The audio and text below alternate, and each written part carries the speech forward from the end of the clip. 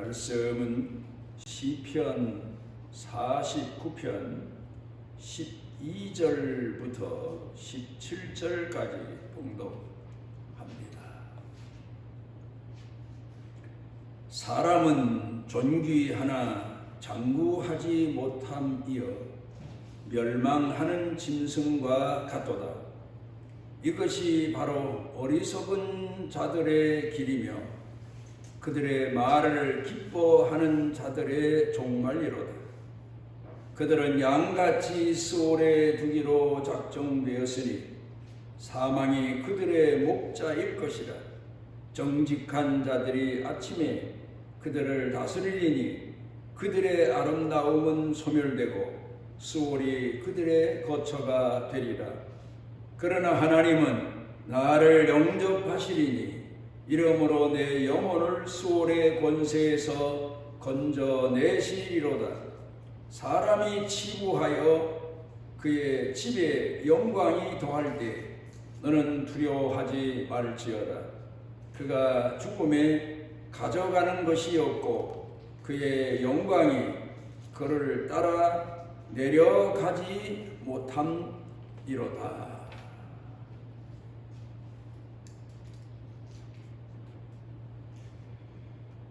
우리 복지원에 와서 거하다 보니까 하루를 다 보내면서 서쪽에 해가 질 때 저녁 노을의 아름다움을 늘 보면서 많은 것을 생각하기도 하고 깨닫기도 하고 배우기도 하고 그럽니다.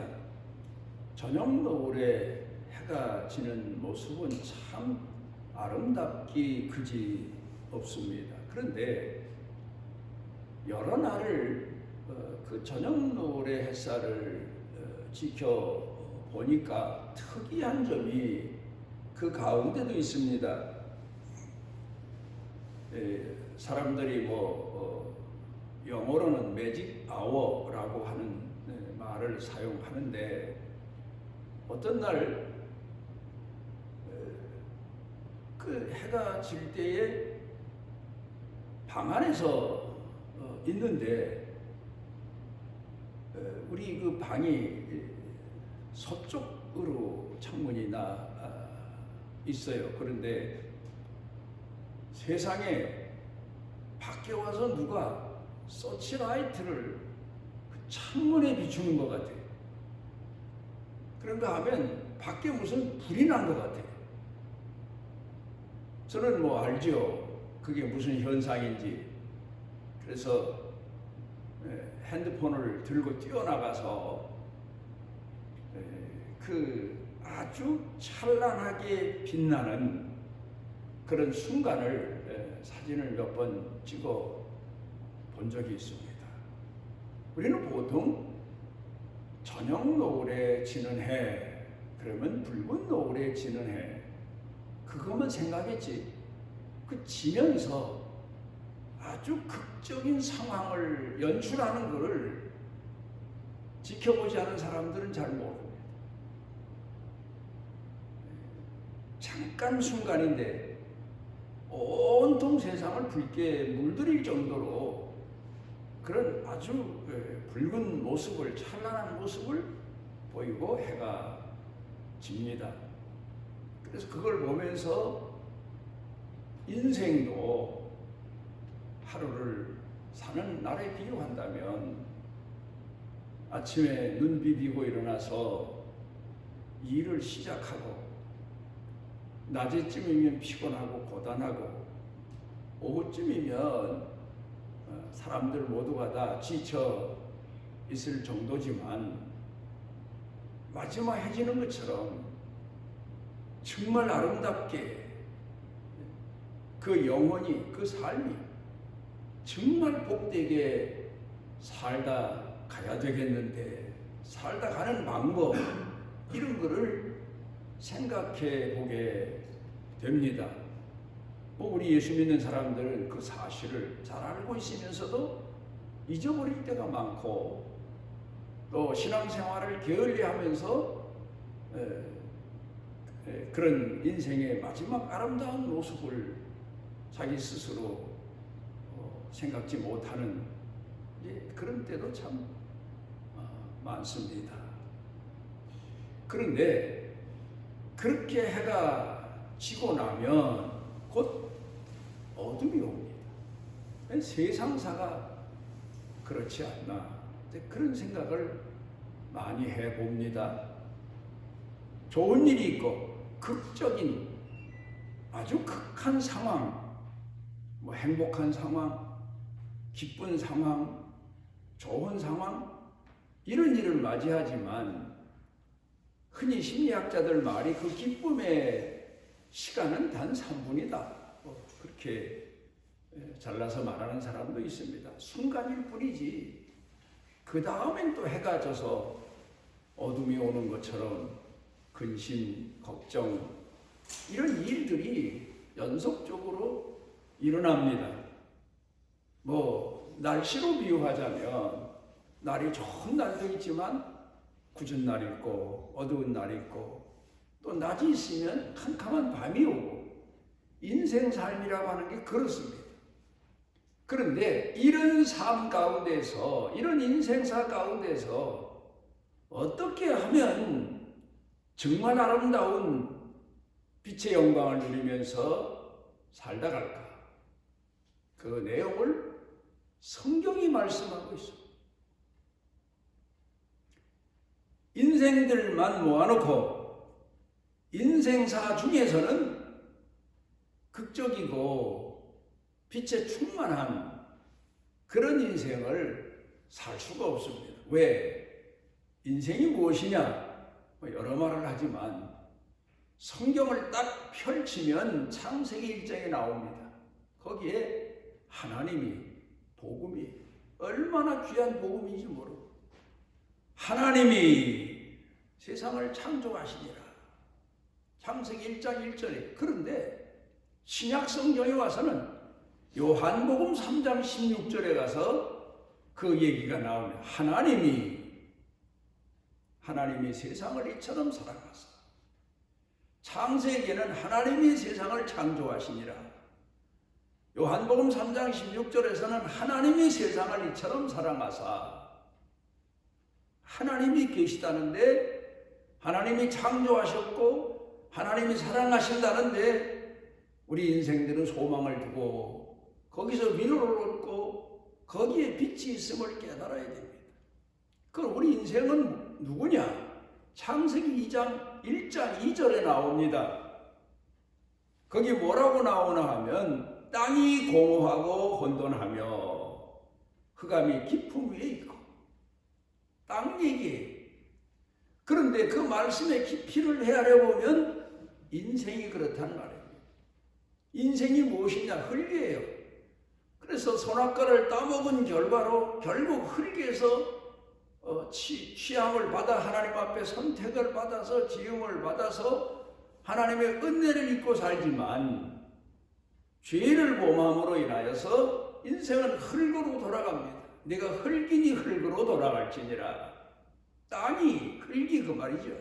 공허하고 혼돈하며 흑암이 깊음 위에 있고 하나님의 신은 수면에 은행하시니라. 인간이 하나님과 동떨어져 있고 하나님이 내재하지 않으시고 하나님이 함께하지 않으시면 흑암의 존재일 뿐이라 그 말입니다. 혼돈하고 공허하고 인생이 그래요.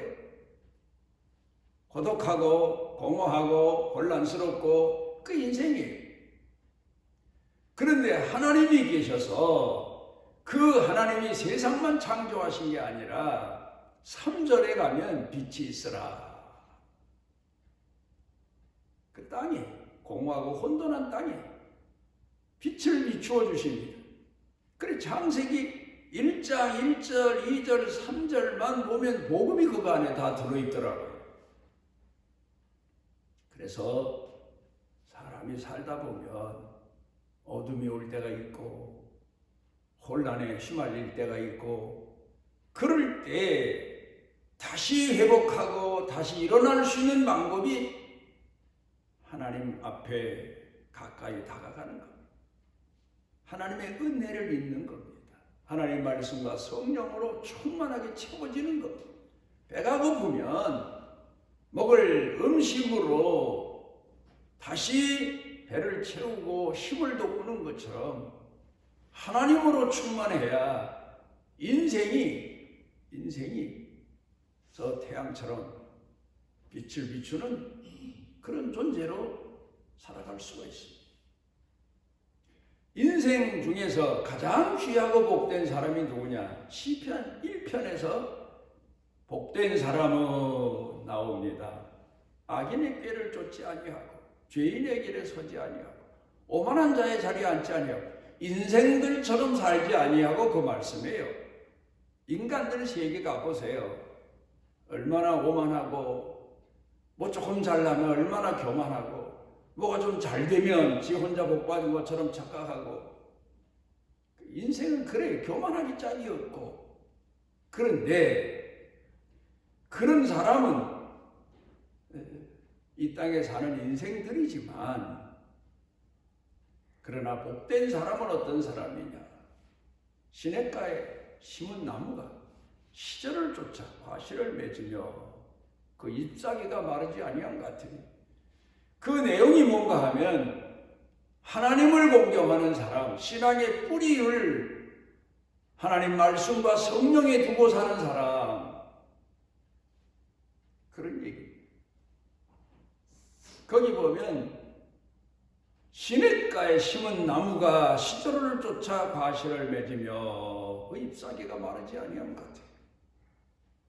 시냇가에 심겨진 나무는 몇십 년이 지나가도 잎사귀가 마르지 아니하고 과실을 맺으며 오래된 나무지만 가서 보면 오래된 흔적은 있지만 늙질 않았어요. 병들지 않았어요. 하나님을 공경하는 신앙인이 그렇게 살아간다. 그걸 가르쳐 교훈하고 있습니다. 그러니까 우리가 인생사를 살면서 젊었을 때도 그렇고 어렸을 때도 그렇고 성경에 보면 신앙인들처럼 아브라함처럼 이삭처럼 야곱처럼 하나님을 의지해야 돼요. 의존해야 돼요. 그런데 인간이 어리석어서 조금 편안하면 제 힘이 뭔가 할 수 있을 때 하나님을 저버려요. 하나님은 우리로 하여금 하나님을 떠나지 않게 하기 위해서 그래야 우리 영혼이 잘 되고 우리 삶이 잘 되니까 우리에게 고난을 주십니다. 아브라함 생애가 그렇고 이삭 생애가 그렇고 야곱 생애가 그렇습니다. 그래서 제가 40년 목회 끝나면서 목회 중에도 그랬지만 고백한 내용이 시편 119편 71절입니다. 고난당한 것이 내게 유익이라 이로 인하여 내가 주의 율례를 배우게 되었나이다. 고난당한 것이 내게 유익이라 이로 인하여 내가 주 앞에 더 가까이 나가게 되었나이다. 그런 말씀입니다. 우리가 성경 가운데서 두 사람을 비교한 성경 내용이 성경에 많지만 태속에서부터 어머니 뱃속에서부터 비교되는 사람이 있죠. 그게 누군가 하면 야곱과 에서입니다. 에서는 순리에 따라 사는 사람이에요. 순리에 따라 사는 사람. 그런데 야곱은 어떤 사람입니까? 갈망하는 사람이에요. 사모하는 사람이에요. 야곱의 특징이 바로 그거예요. 그래서 축복받을 때에도 에서는 순리대로 축복을 받으려고 했는데 야곱은 서둘러서 자기 집에 있는 양을 요리해서 아버지한테 가서 축복을 받지 않습니다. 그리고 야곱은 때마다 보면 그렇게 자란 야곱은 그 갈망하는 마음, 사모하는 마음이 끝내는 창세기 32장에 보면 약복 강가에서 하나님 앞에 그 환난 중에 매달려서 갈망해서 응답을 받고 그리고 그가 새 이름을 얻습니다. 내가 이제부터는 야곱이라 하지 말고 이스라엘이라 하라. 하나님과 겨루어 이겼다. 천국은 침노하는 자마다 빼앗는다. 얼마나 멋있는 얘기입니까? 예수님 오셔서 복음 전하실 때 전하신 말씀이고 세례요한이 외친 내용이고 그렇습니다. 그러니까 우리가 나이가 들어도 다른 건 다 몰라도 하나님을 갈망하는 마음은 더 해야 됩니다. 왜? 내 인생에 빛이 시끄러져 가고 꺼져 가는데 하나님의 빛으로 채워야지요. 하나님의 빛이 얼마나 중요하고 말씀이 얼마나 중요하고 성령의 능력이 얼마나 중요한가를 누구보다 잘 아는 사람들이 인생을 살아온 나이 든 분들 아닙니까? 거의 다 산 사람들이 고백 아닙니까? 그런데 어떤 사람들은 나이 들어서 이제는 소외됐다. 나이 들어서 이제는 편안하게 산다. 편안함이 어디 있습니까? 이 세상에서 가장 귀한 게 저는 일이라고 봅니다. 일. 하나님이 사람에게 일 주신 게 얼마나 귀한 복인지 몰라요. 어떤 때는 지쳐서 힘들어서 너무 고돼서 불평할 때도 있고 낙심할 때도 있지만 하나님이 일을 주신 것은 저주가 아니에요. 우리로 하여금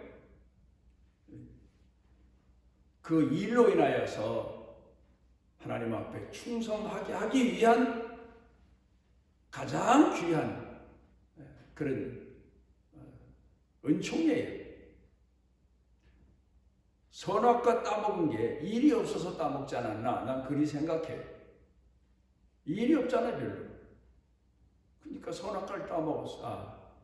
내가 일을 줘야 되겠구나. 그래야 일에 열심을 다하다 보면 지치고 피곤할 때 하나님을 찾게 되고 의지하게 되고 건강하고 뭔가 할 수 있는데 선악과 앞에 가서 괜히 넋두리하고 그러다가 사단이 찾아와서 시험에 들고 인생을 살면서 노년에 무슨 여행이나 다니고 그건 안 믿는 사람들에서 얘기해서 하는 얘기지. 우리 예수 믿는 사람들은 예수님이 땅에 태어나셨을 때에 성전에 세례받으러 가셨을 때에 그때에 그 성전 안에 안나라고 하는 이가 있었고 시몬이라고 하는 분이 있었어요. 이분들은 평생 주의 성전을 떠나지 아니하고 늙고 노쇠했지만 보통 늙고 노쇠하면 이런저런 핑계로 그냥 자기 집에 안주하려고 들어요. 근데 하나님의 전을 떠나지 아니하고 기도하다가 예수님 만나지 않았습니까? 더 하나님을 공경하는 신앙의 열정을 다해야 돼요. 또 우리가 마지막 인생들이 사람들마다 나이 든 분들 만나보면 큰 자기도 모르는 중에 있는 두려움이 하나 있어요. 요단강 건너는 거예요. 어떻게 건너려고 합니까? 믿음이 아니면 결코 하나님이 건너게 하지 않으시면 결코 매직 아워처럼 하나님이 극적인 은혜를 베풀지 않으시면 건너지 못해요. 다른 사람들처럼 안 믿는 사람처럼 그냥 지옥에 끌려가듯 죽음의 길로 갈 수밖에 없어요. 끌려가면서 기뻐 뛰며 반가운 손님 신부가 신랑 맞이하러 나가는 것처럼 그렇게 인생을 끝내려면 기도 생활 열심히 해야 되고 깨어서 하나님 의지해야 되고 늘 주야로 묵상해야 되고 그래야 마지막 매직 아워처럼 자녀들에게 내 자신도 그렇지만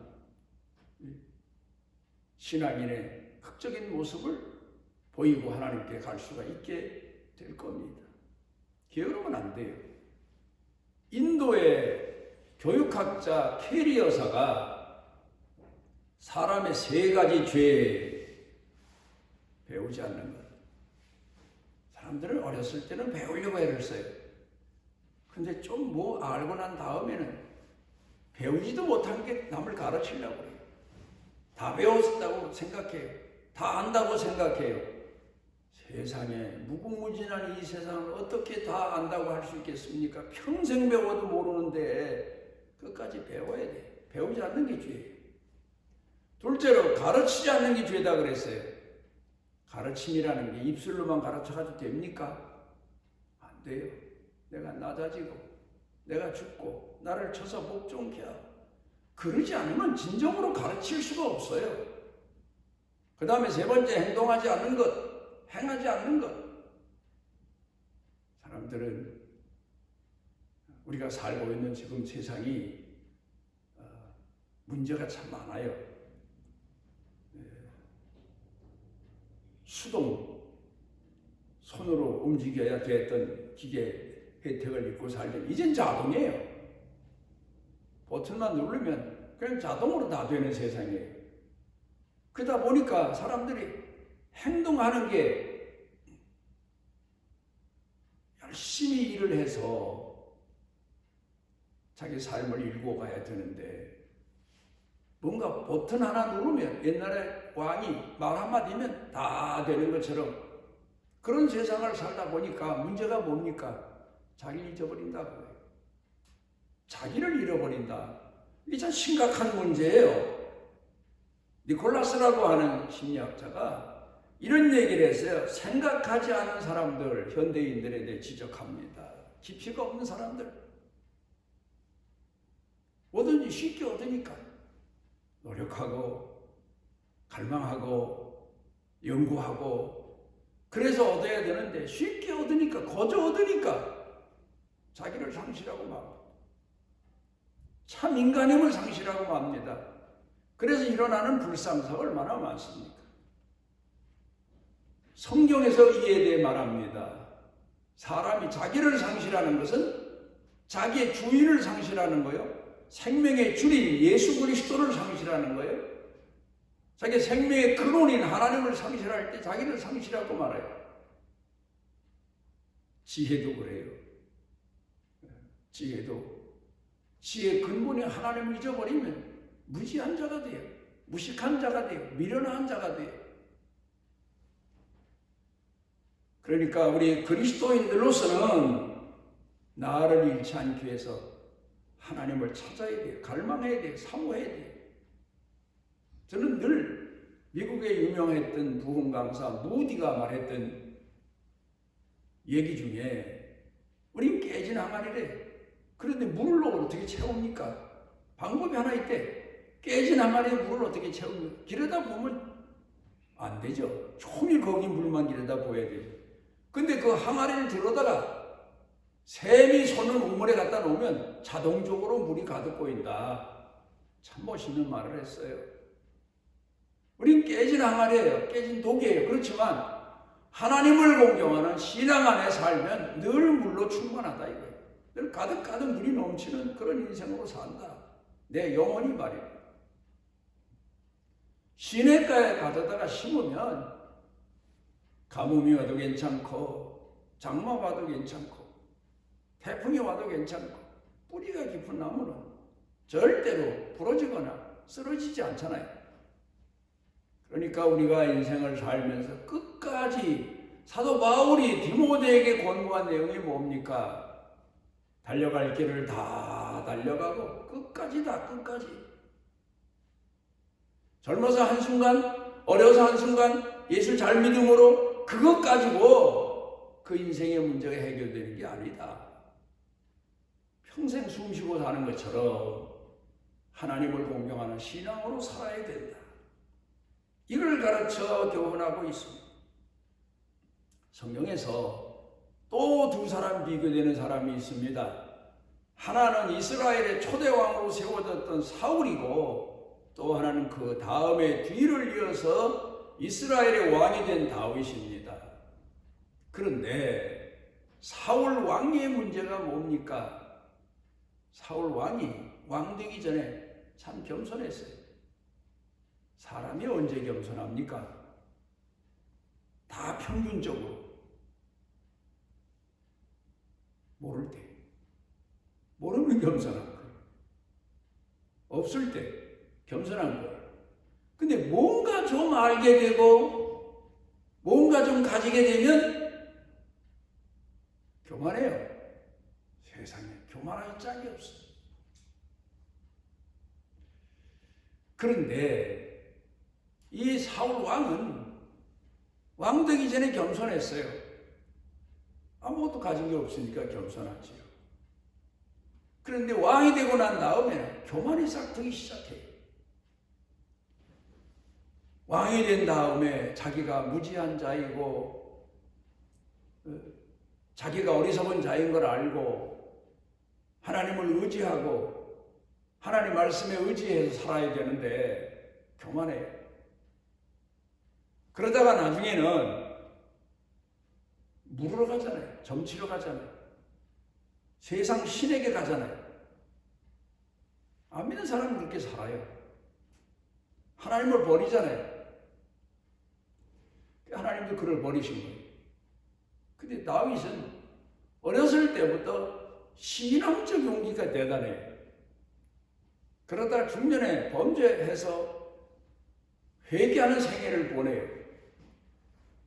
그리고 마지막에는 말씀과 성령으로 충만하기를 그렇게 사모할 수가 없어요. 시편 71편 9절에 보면 다윗의 소원이 하나 있어요. 늙을 때 나를 버리지 마시고 내 힘이 쇠약할 때 나를 떠나지 마소서. 그리고 71편 19절에 가서 또 고백하기를 내가 후대에게 하나님을 전하고 모든 사람에게 하나님의 능력을 전하게 하소서. 전하는 자로 살게 하소서. 깨어있는 자로 살게 하소서. 다윗의 기도입니다. 그리고 시편 119편 147절에 보면 그가 얼마나 깨어있는 자로 살기 위해서 후대에게 사신 여호와를 전하기 위해서 모든 사람에게 하나님의 능력을 전하기 위해서 얼마나 발버둥 치고 애를 썼나? 열매 맺기 위해서 말입니다. 시편 119편 147절에 날이 밝기 전에 부르짖으며 주의 말씀을 바랬으며 주의 말씀을 읊조린다는 말은 그 깊은 뜻을 깨닫기 위해서 내가 새벽에 눈을 떴나이다.